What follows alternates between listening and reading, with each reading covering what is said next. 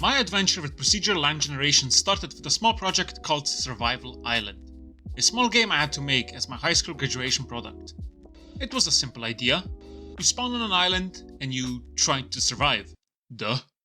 In the end, I wasn't really happy with how it came out, even though I probably spent more than 500 hours working on it. But what I was proud of was the island generator I wrote for it.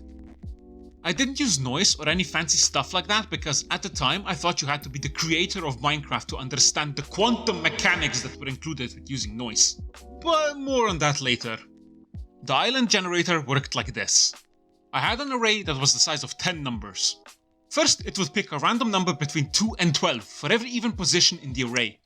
And then for every odd position in the array, it would take the neighboring values and become the average of them, making it appear smooth. These numbers would then determine how many grass blocks it had to spawn down. Spawn down? What the fuck? These numbers would then determine how many grass blocks it had to spawn down. Then I would spawn sand on empty tiles that were touching the grass. And finally, the bushes, rocks, and trees would come last, which were randomly sprinkled on the grass.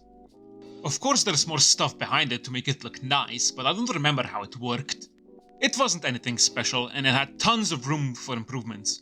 But at that time, I was happy with it. Then, sometime later, I was wasting time watching videos on YouTube and came across a game called Conway's Game of Life, which eventually led me to a thing called cellular autonoma. In short, cellular autonoma is just a way of organizing a bunch of noise into something that doesn't look like shit. The way I used to generate land in my project was simple. First, I would fill a tile map randomly with land and water tiles, and go through each one again and check their neighboring tiles. If the selected tile was water and it had at least 4 land tiles surrounding it, the center tile would turn into land. And reversed for the land tile, if it had more than 4 water tiles next to it, it would turn into water. Now, these aren't really the rules I used for my project. I just made up a really simple version of it because looking back at my project, I really don't know what the fuck I was doing. Like, what the fuck is this document? Here I check how much land is around a certain tile, but then down there I suddenly only check the corners. But there I check how many land tiles there are around the corners, which suddenly would mean that the first normal checks were useless. And I don't even want to start with the... Okay, I'll probably just explain this in a separate video. And then, finally, I decided I would learn how to use noise. And guess what? It's actually really easy. Turns out, you don't actually have to have a PhD in nuclear science to understand this stuff. I'll explain just how easy it really is. First, you declare the noise. Alright. Then you randomize the noise. Okay.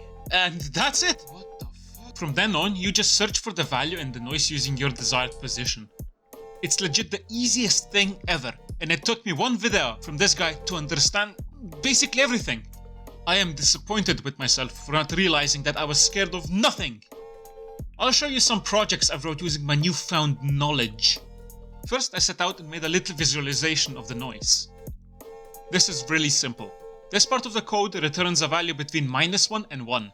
Then, with the simple if statement, I check if the value is smaller than 0.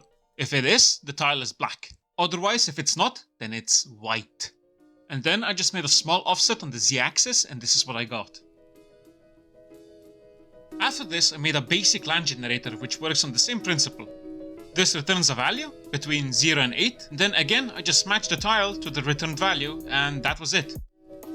Then I just added the Z offset, and voila, the terrain is changing. And on this note, I'll leave you with some footage I made using this.